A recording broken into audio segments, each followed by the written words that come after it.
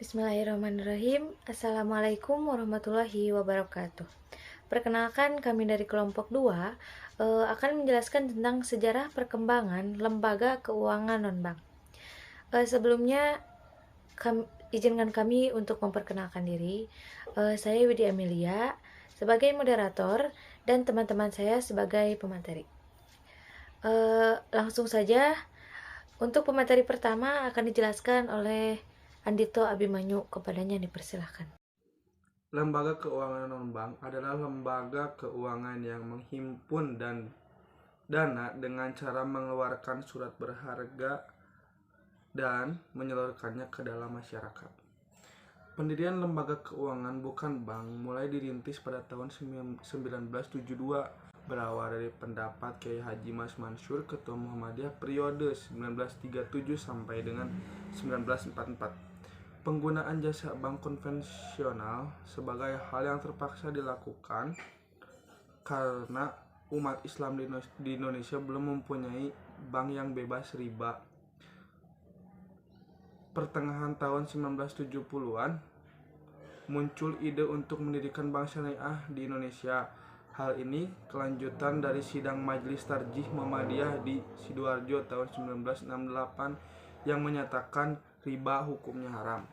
Ada ide pendirian bank syariah yang terkendala, yaitu dari segi ketentuan konsep bagi hasil tidak dikenal dan diatur dalam Undang-Undang Perbankan Nomor 14 tahun 1967. Dan dari segi politis, konsep bank syariah berkonotasi ideologis yang berkaitan dengan konsep negara Islam dan tidak dikehendaki oleh pemerintah yang mengatur konsep negara Indonesia bukanlah negara agama. Lahirnya Badan Usaha Syariah berawal dari Pak Jun 1983 membuka belenggu penetapan bunga perbankan oleh pemerintah. Dimungkinkan penetapan bunga adalah 0% sebagai dasar hukum pengoperasian bank dengan konsep tanpa bunga. Nah, terbentuknya Bank Umum Syariah.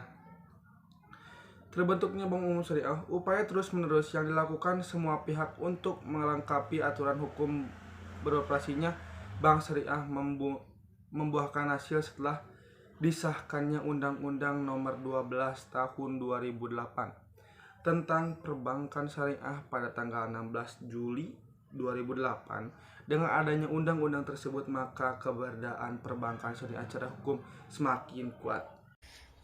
Untuk pemateri kedua akan disampaikan oleh Sri Ayuni Rahayu. Kepadanya dipersilahkan. Assalamualaikum warahmatullahi wabarakatuh. Terima kasih kepada moderator yang telah memberikan kesempatan kepada saya untuk menjelaskan tentang eksistensi bisnis syariah. Bisnis syariah semakin eksis dengan hadirnya satu lembaga keuangan syariah lainnya seperti asuransi, multifinansial, sekuritas, manajer investasi, pegadaian, dan dana pensiun. Kedua, instrumen keuangan syariah seperti suku dan reksadana. Ketiga, perguruan tinggi yang menawarkan konsentrasi jurusan atau fakultas ekonomi atau keuangan syariah. Keempat, lembaga penyelesaian sengketa syariah seperti Badan Arbitrase Syariah Nasional dan Peradilan Agama. Dan terakhir, organisasi berbasis atau bertujuan syariah seperti Masyarakat Ekonomi Syariah dan Pusat Komunikasi Ekonomi Syariah. Selanjutnya yaitu lembaga keuangan non-bank. Jenis-jenis lembaga keuangan non-bank yaitu asuransi. Menurut istilah bahasa Inggris, asuransi adalah insurance, yaitu menanggung sesuatu.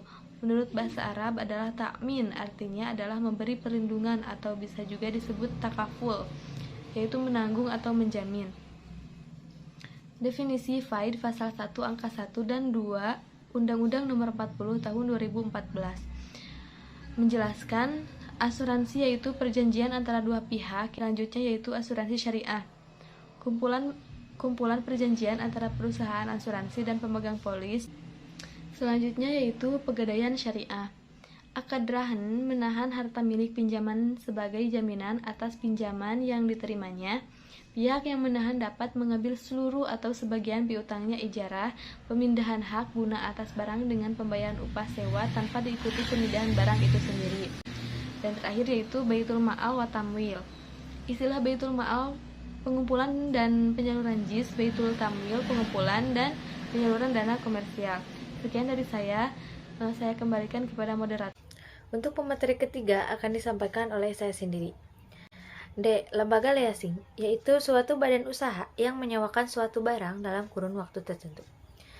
Jenis atau bentuk leasing yang pertama operating lease, yaitu ijaroh atau tidak ada peralihan kepemilikan.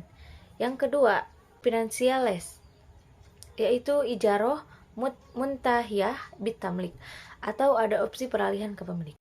E. Perusahaan modal ventura, badan usaha yang melakukan usaha pembiayaan dalam bentuk dengan penyertaan modal ke dalam suatu perusahaan yang menerima bantuan pembiayaan untuk jangka waktu tertentu. F. Koperasi, berdasarkan Undang-Undang Nomor 25 Tahun 1992 tentang Perkoperasian. Pada pasal 1 dijelaskan, koperasi adalah badan usaha yang beranggotakan orang seorang atau badan hukum koperasi dengan melandaskan kegiatannya berdasar prinsip koperasi, sekaligus sebagai gerakan ekonomi rakyat atas asas kekeluargaan. Unsur-unsur koperasi. Yang pertama yaitu perkumpulan atau organisasi orang yang berasaskan kebersamaan, bekerja, dan bertanggung jawab, atau bukan kumpulan modal. Yang kedua yaitu keanggotaan tidak dipaksakan. Yang ketiga, bertujuan meningkatkan kesejahteraan bersama atau dari dan untuk anggota. Mungkin sekian dari kelompok kami. Mohon maaf bila ada kesalahan, kekurangan. Wabillahi taufiq wal hidayah. Wassalamualaikum warahmatullahi wabarakatuh. Terima kasih.